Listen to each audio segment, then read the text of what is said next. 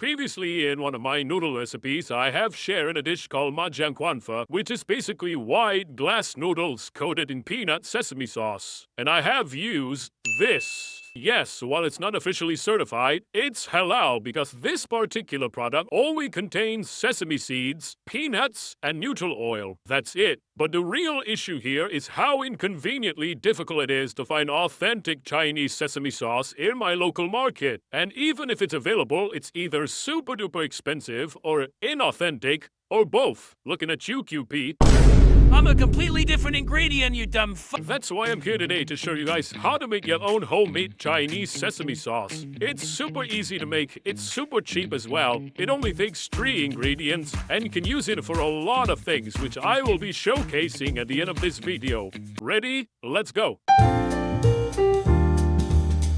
For the ingredients, you'll need, of course, sesame seeds, 300 grams of white hulled sesame seeds for 1 batch, followed by a 1/4 teaspoon of salt as a natural preservative, and finally 100 milliliters of any neutral oil of your choice. I'm using corn oil here, but other neutral oils like canola, sunflower, peanut, vegetable, grapeseed, basically the kind of oils you'd use to make chili oil should work as well. Don't use olive oil though, unless of course you want your sesame sauce to taste like a confused salad. That's all the ingredients you need. You can, of course, double the recipe if you're planning on making a bigger batch. Now, let's talk about equipment. If you have a food processor, that's super awesome, because that's basically all the equipment you need to get the job done. But if you're old school like me, who doesn't own a food processor, cause it's expensive, you can use a spice grinder to smoothly grind seeds, and then a conventional blender to bind all the ingredients together. If you happen to not have a spice grinder, then I'm sorry, my friend. I hope you have instead a pestle and mortar, some huge arm muscles, and the patience of a saint. The first and most important step is to wash your sesame seeds. I cannot stress how important it is to wash them first because we don't know what they've been through. Cleaning your seeds beforehand will get rid of all the dirt, dust, and debris, which you definitely don't want to consume. And by doing so, you'll also get better quality sesame sauce that won't spoil too quickly. Strain the seeds truly and leave it on the strainer for several minutes so it won't be too dripping wet. After that, in a large pan or wok, toss it around gently, starting on medium-low heat. Once the sesame seeds are drying up, switch the heat to low. If the bottom of your wok or pan gets sticky from the evaporation process, simply transfer the seeds elsewhere for a moment, give your pan a wash, and toss the seeds back in. No problem. I did that as well off camera. Stir often, okay? Don't even think about walking away, because burning the seeds will ruin your day. Seriously, the seeds can burn easily, and let me tell ya, burnt sesame seeds will yield a horribly bitter sauce, and no amount of sugar and salt on earth can fix it. So be careful not to over toast it. Between pale golden and golden brown should be good. Alrighty, this is good enough. Unless you're planning on using it as a garnish and nothing else, don't go any darker than this. Now kill the heat, but keep tossing the seeds around, because the residual heat could still overtoast the seeds at the bottom if left unattended. So toss it around for 5 more minutes after turning the stove off. For visual clarification purposes, here's how untoasted and toasted sesame seeds look like. A stark difference indeed, not just in terms of color, but notice how the raw sesame seeds look slightly wider and flatter than a toasted version. As you can see here, the toasted one is, of course, slightly darker in hue, but also a little more plump. This is how a sesame seed should look like if you want to make a good, non-bitter sesame sauce. The next step is to grind it into a smooth powder. Here's where you're gonna do your thing with a food processor, or in my case, grinding it with my trusty spice grinder. Now my grinder could only fit so much, so I'm gonna have to do it in batches.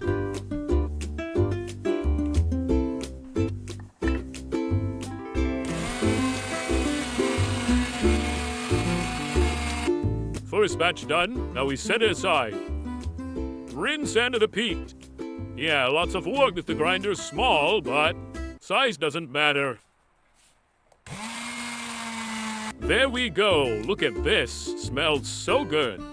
Now for the immersion process. This is where the salt and oil comes in. If you're using a food processor, you can simply add in the salt, then the oil gradually while blending. And if you're using a conventional blender like me, simply transfer the ground up seeds into the blender along with the salt.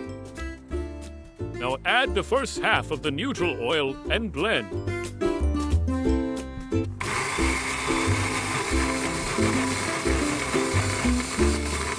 Still pretty chunky, but if you intend on making sesame paste, 50 milliliters should be okay. But since we're making sesame sauce, we're gonna add the other half, making it 100 milliliters total.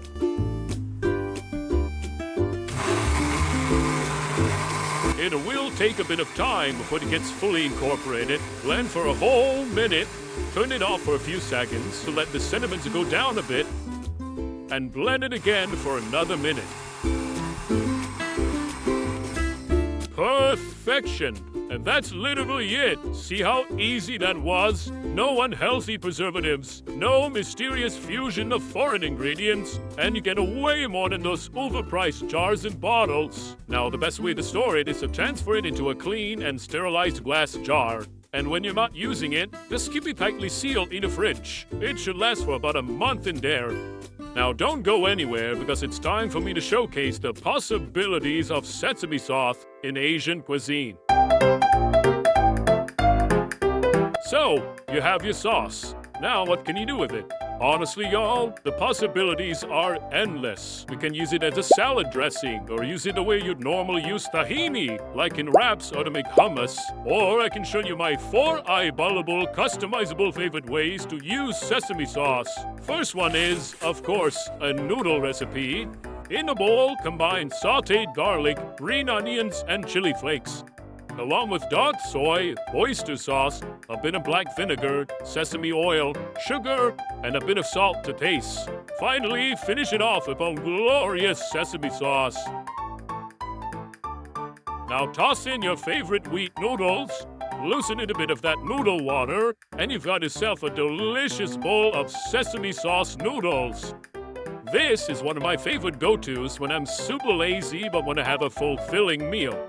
Now this one's a little complicated, but I promise you it's worth it. In a bowl, combine minced garlic, green onions, cilantro, chili oil, optional for extra spice, minced Thai chili, light soy sauce, oyster sauce, black vinegar, sugar, a bit of soybean paste, sesame oil, our homemade delicious sesame sauce, and finally a dollop of chunky peanut butter. And this is how you make the best dipping sauce in the whole wide world to pair with, guess what? Hot pot. Now here's an easier one. This is how you can take your favorite spicy instant noodles to the next level. Combine the seasoning packet with some mayo and egg yolk and our awesome sesame sauce. Give it a mix. Toss in your piping hot noodles along with the noodle water. And to remember, folks, never forget your nutritional values. Bok choy and a very ugly looking hard-boiled egg. Don't judge me, I'm getting exhausted here. Y'all see this? Y'all seeing how creamy this is?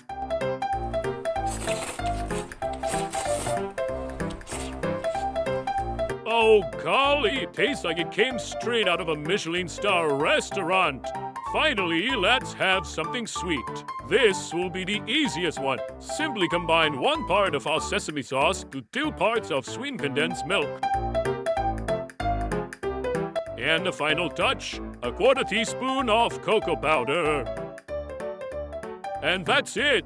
You can use it to dip your favorite sweet snacks like marshmallows, cookies, wafers, biscuits, or something healthier like fruits. Or you can use it to drizzle on cakes or something like waffles, pancakes, or even, hear me out, as an ice cream topping. Wow, it tastes like Nutella's long-lost Asian cousin. So yeah, there you go. Whether you're slurping noodles or dunking your hot pot, now you got a new staple in your arsenal, I mean pantry. I totally meant pantry. So use it wisely. Thank you very much, my dear noodle fams, for always hanging out with me. I hope you find this video helpful and interesting, and I'll see you all in the near future. See ya!